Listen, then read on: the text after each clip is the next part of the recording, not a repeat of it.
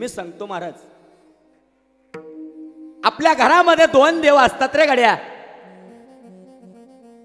ब्रह्मांडाच्या पाठीवरती 33 कोटी देव, 8 कोटी भैरव आणि 9 चामुंडा, 9 खंडेराय एवढ्या देवी देवता आहेत का? पण याच्यातली एकही देवता तुम्ही डोळ्यानं पाहिली नसेल ना. तुम्ही खंडेरायाला डोळ्यानं पाहिलं असेल ना, 9 चामुंडांना पाहिलं असेल ना, 33 कोटी देवांना पाहिलं असेल. पण दादा एक सांगू का, आपल्या घरामध्ये जे देव आहेत ना 2, एक आई नावाचा देव आहे आणि दुसरा बाप नावाचा देव आहे. पहा, यांना आपण दररोज डोळ्यानं पाहतो. पण दुर्दैव आहे रे गड्या, या 2 देवांना आपण ओळखत देखील नाही. जे आपल्या घरामध्ये असतात, आयुष्यभर आपल्याला साथ देतात, आयुष्यभर आपल्या मस्तकावर मायेचा आधार देतात. आणि ते देव ज्या दिवशी आपल्याला सोडून जातात ना गड्या, त्या दिवशी त्यांचं महत्व कळतं रे गड्या. ज्याची आई निघून गेली त्याला आईचं महत्व कळतं, ज्याचा बाप निघून गेला त्याला बापाचं महत्व कळतं. ज्याला एक हात नाही त्याला एका हाताची किंमत विचारा सज्जन हो. ज्याला एक पाय नाही त्याला एका पायाची किंमत विचारा. ज्याला एक किडनी नाही त्याला एका किडनीची किंमत विचारा. ज्याला एक डोळा नाही त्याला एका डोळ्याची किंमत विचारा. तसे ऐका, ज्याला आई नाही त्याला आईची किंमत विचारा. ज्याला बाप नाही त्याला बापाची किंमत विचारा. 1 वर्षापासून या भालेकर परिवारामध्ये जो बाप डोळ्यानं पाहायला मिळाला नाही, कुठं असतील? चिट्ठी ना कोई संदेश, जाने वो कौन सा देश, जहां तुम चले गए. कुठल्या गावाला गेले माहित नाही, कुठल्या देशाला गेले माहित नाही. 1 वर्षापासून फोन नाही, 1 वर्षापासून पत्र नाही. आणि बाप मुलीच्या जातीला लवकर समजतो. पहा, ज्या मुलीचं लग्न मंडपामध्ये लग्न लागलं जातं ना, माझा हा प्रसंग महिला मंडळींना फक्त डोळ्यासमोर ठेवा. ज्या मुलीचं लग्न मंडपामध्ये लागलं जातं ना, ती मुलगी ज्या दिवशी त्या माय माहेरातून पाऊल टाकते बाहेर आणि माय माहेरातून ती आपल्या सासरी निघते ना, त्या दिवशी मुलीचा मृत्यू होत असतो. आणि बापाचा देखील मृत्यू होत असतो. आयुष्यामध्ये बाप 2दाच रडतो महाराज, 2दाच. एक ज्या दिवशी मुलगी नांदायला निघाली त्या दिवशी बापाचे डोळे भरून येतात. आणि ज्या दिवशी मुलानं घराच्या बाहेर काढलं त्या दिवशी बापाचे डोळे भरून येतात. पहिल्यांदा अश्रू येतात ते मुलगी नांदायला निघाली म्हणून येतात. आणि दुसऱ्यांदा अश्रू येतात ते मुलानं घराच्या बाहेर काढलं म्हणून येतात. तो बाप संपूर्ण आयुष्य महाराज मुलाबाळांकरता जगत असतो बघा, संपूर्ण आयुष्य. बाप स्वाभिमानी बाना, त्याचा कणखर कणा, त्याच्या काळ जात सुद्धा लाजाळूची संवेदना. माझ्या डोळ्यातली असव कुणी मायेन पुसताना, माझ्या डोळ्यातली असव कुणी मायेन पुसताना, उरी हुंद का दाटतो या गोष्ट बापाची सांगताना, उरी हुंद का दाटतो या गोष्ट बापाची सांगताना, उरी हुंद का दाटतो या गोष्ट बापाची सांगताना, उरी हुंद का दाटतो या त्याच्या फाटक्या सदऱ्याला साधा ठिगाण जोडल्याली, त्याच्या फाटक्या सदऱ्याला साधा ठिगाण जोडल्याली, उभ्या आयुष्याला त्यानं कशी कातर लावलेली, उभ्या आयुष्याला त्यानं कशी कातर लावलेली. कलकसच होत या कुणी बाबा म्हणताना, सस होतया बाप लवकाचा बघताना उरी हुंद का दाटतोया गोष्ट बापाची सांगताना उरी हुंद का दाटतोया गोष्ट बापाची सांगताना उरी उंड का दाटतोया गोष्ट बापाची सांगताना उरी उंड का दाटतोया गोष्ट बापाची सांगताना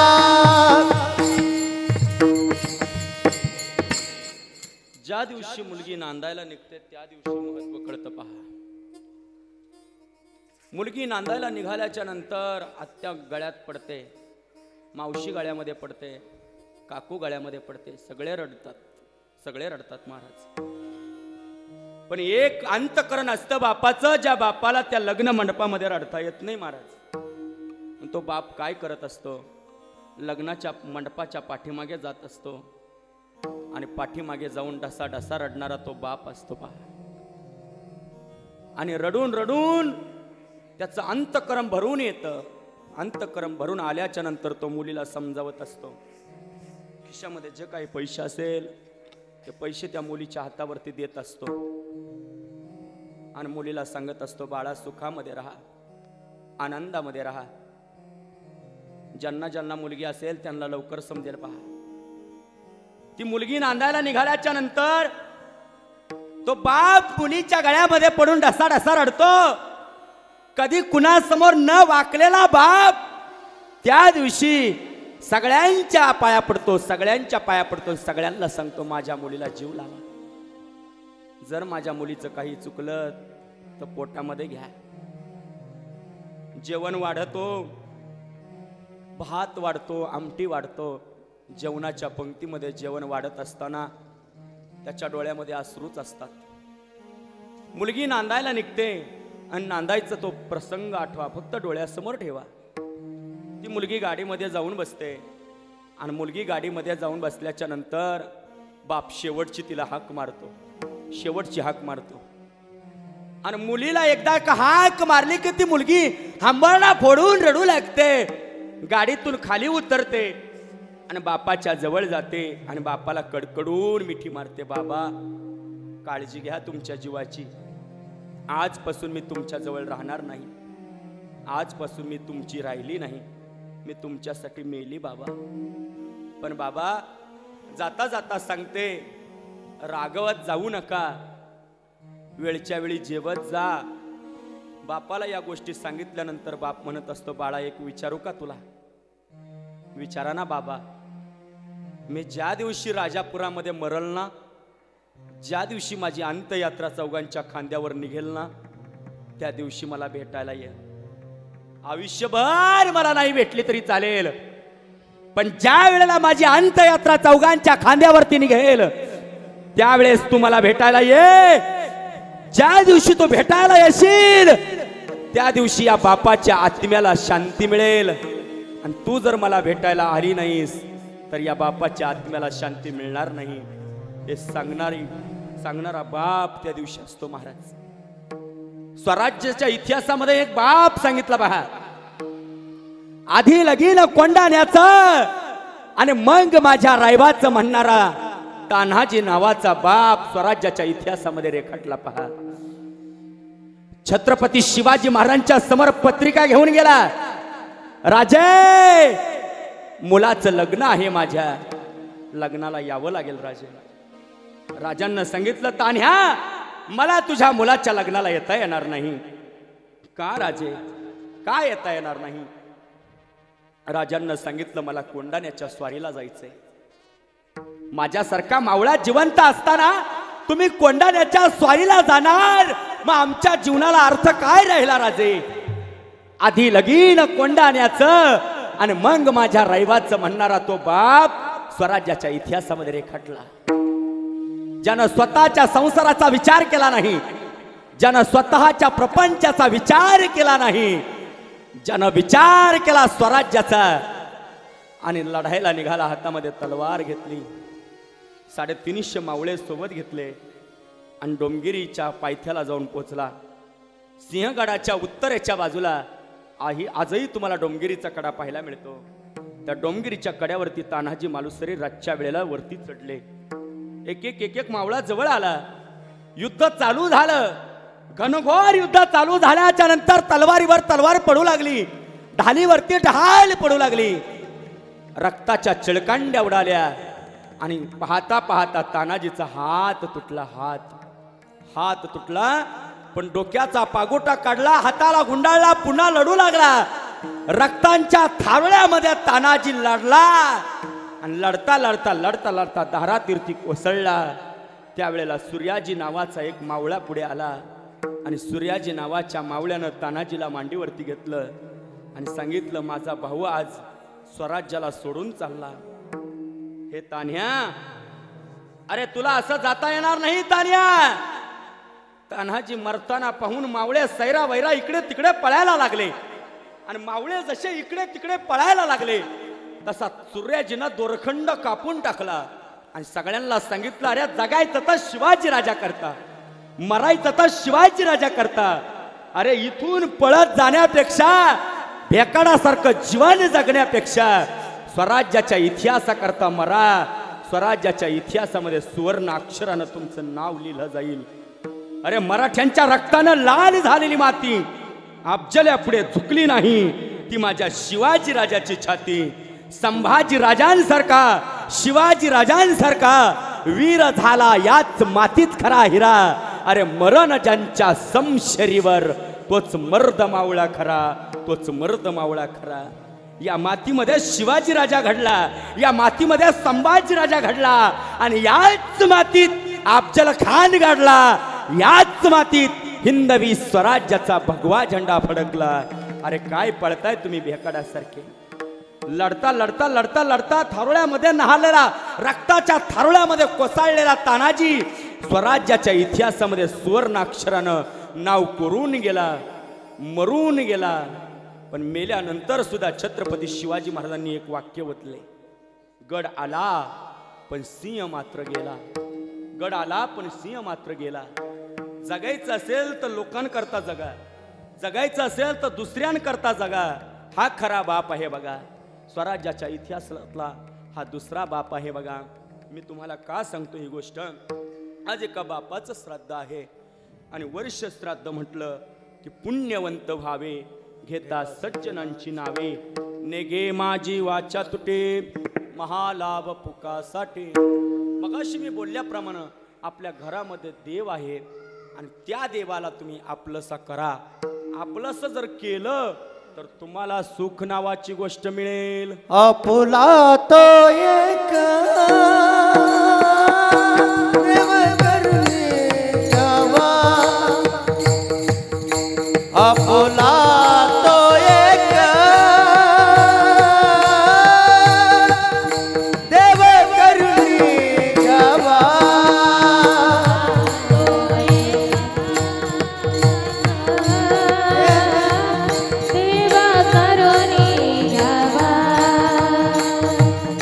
आपुला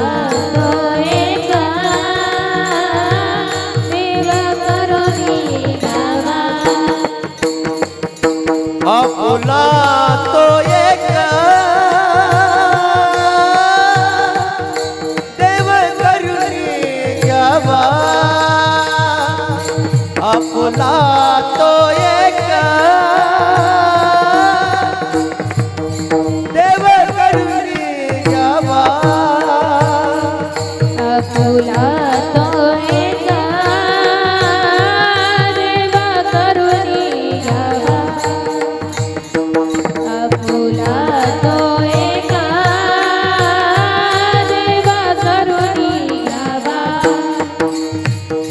तेने विना जीवा सुख नोय, तेने विना जीवा सुख नोय. हेरती माई के दुखाची जननी, हेरती माई के दुखाची जननी. रती माई के दुखाची जननी, रती माई के दुखाची.